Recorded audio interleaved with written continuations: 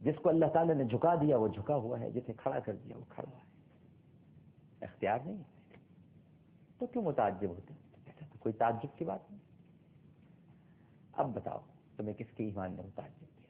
پھر پوچھا، صحابہ کرام رضوان اللہ تعالیٰ علیہم اجمعین نے عرض کیا، یا رسول اللہ صلی اللہ علیہ وآلہ وسلم، پھر تو انبیاء کا ایمان ہوگا۔ آپ پھر مسکرا دیے، انبیاء علیہ السلام کا ایمان؟ ارے میرے صحابہ، ارے میرے پیارے ابو بکر، اے میرے فاروق اعظم، اے میرے عثمان غنی، اے میرے علی، اے حذیفہ، اے زید بن حارثہ، اے ابو ذر غفاری، اے سلمان فارسی، اے عبداللہ ابن عمر، اے عباس، یہ کیا کہہ دیا؟ اے طلحہ، اے زبیر، انبیاء کا ایمان؟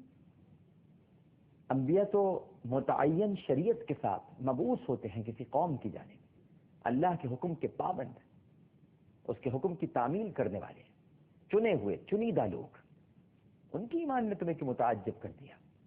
وہ تو سلیکٹڈ ہیں، سلیکٹڈ، پہلے سے چنے ہوئے، یوم الست جن سے عہد لے لیا گیا۔ تعجب کی کوئی بات نہیں۔ صحابہ کرام رضوان اللہ تعالی علیہم اجمعین نے سر جھکا دیا۔ سرکار نے پھر پوچھا، اب بتاؤ کس کے ایمان نے متعجب کیا؟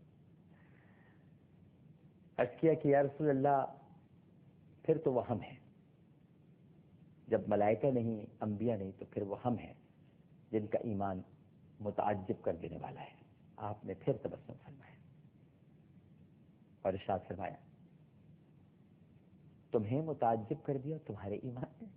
ارے کیا بات کر دی تم نے؟ تمہاری آنکھوں کے سامنے تو میں ہوتا ہوں، تم تو مجھے دیکھتے ہو، میں تمہارے لیے دعائیں کرتا ہوں، میں تمہارے لیے بخشش کے لیے رات رات بھر گڑ گڑاتا ہوں، تم تو مجھے دیکھتے ہو۔ نگاہ کے سامنے مصطفیٰ ہے صلی اللہ علیہ وسلم،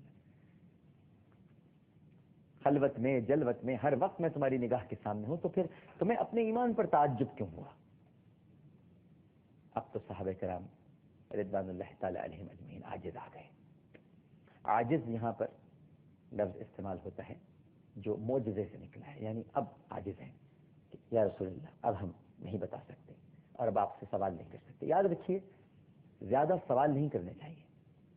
ہمارے یہاں آج کل کسی چینل پر بہت آج کل سوالات ہو رہے ہیں اور یہ بتایا جاتا ہے کوئی سوال چھوٹا نہیں ہوتا، بڑا نہیں ہوتا۔ ایک بچہ ہے وہ پوچھ رہا ہے کہ اپنی والدہ سے، وہ یہ پوچھتا ہے کہ امی ہمیں اللہ میں دکھائی کیوں نہیں دیتے؟ اس بچے نے یہ تو پوچھ لیا، لیکن اس بچے نے یہ نہیں پوچھا اپنی والدہ سے کہ میری ماں، میں تو بچپن میں جب تیری چھاتی سے لگ کے دودھ پیتا تھا، جن پستانوں کو چوس چوس کے میں نے دودھ پینا سیکھا، اے میری ماں اب وہ نہیں دکھائی دیتے۔ یہ کیوں نہیں پوچھا اس بچے نے؟ بس اللہ نہیں دکھائی دیتا یہ پوچھا ہے۔ تو یہ کنفیوز کرنے والی بات ہے، یہ لوگوں کو کنفیوز کر دینا، دین کے بارے میں سوالات بلا وجہ پیدا کرنا۔ زیادہ سوالات کرنے والی قومیں تباہ ہو جاتی ہیں۔ زیادہ سوالات نہیں کرنے چاہیے۔ خود نبی کریم صلی اللہ علیہ وآلہ وسلم کی طبیعت پر گراں گزرتا ہے۔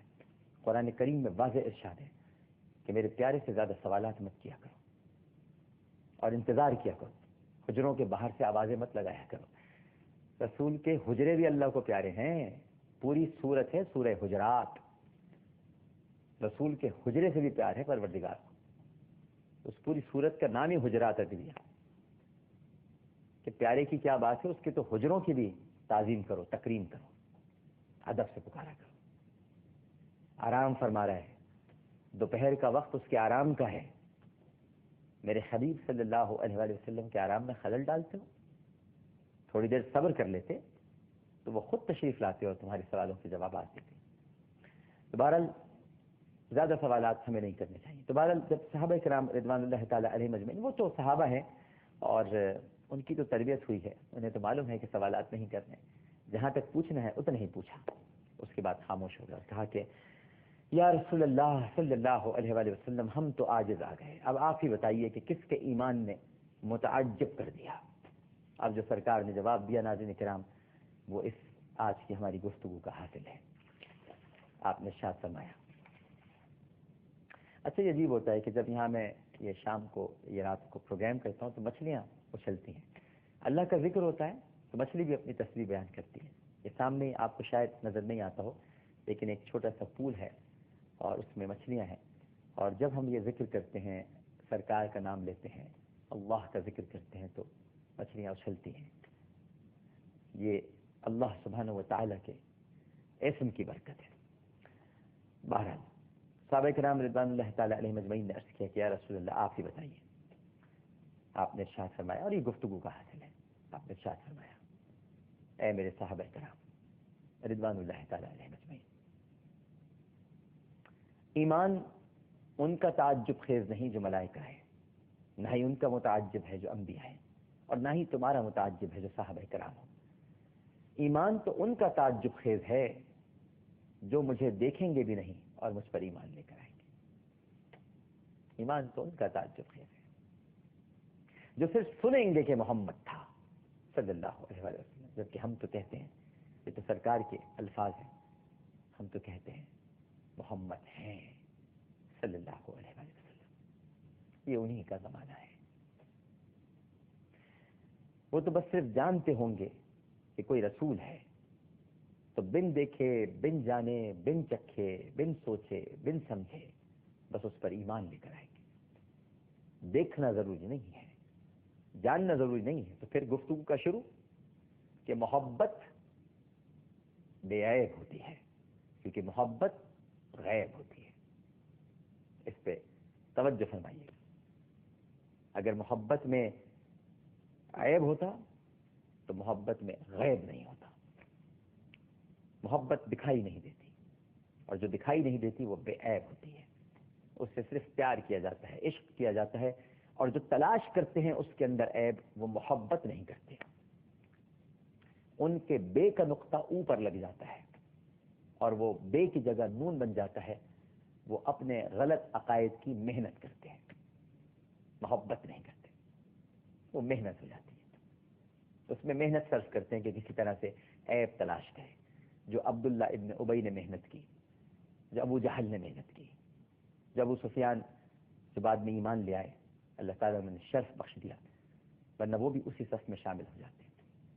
اور جو عتبہ نے کی، شیبہ نے کی، ولید نے کی، ولید بن مغیرہ نے کی، ابو لہب نے کی، یہ وہ ساری محنتیں ہیں جو ان لوگوں نے نبی کریم صلی اللہ علیہ وآلہ وسلم کے معاذ اللہ عیوب تلاش کرنے میں گزار دیے، لیکن آج ان کا نام لیوا کوئی نہیں ہے. تو محبت بے عیب ہوتی ہے، اسی لیے محبت غیب ہوتی ہے.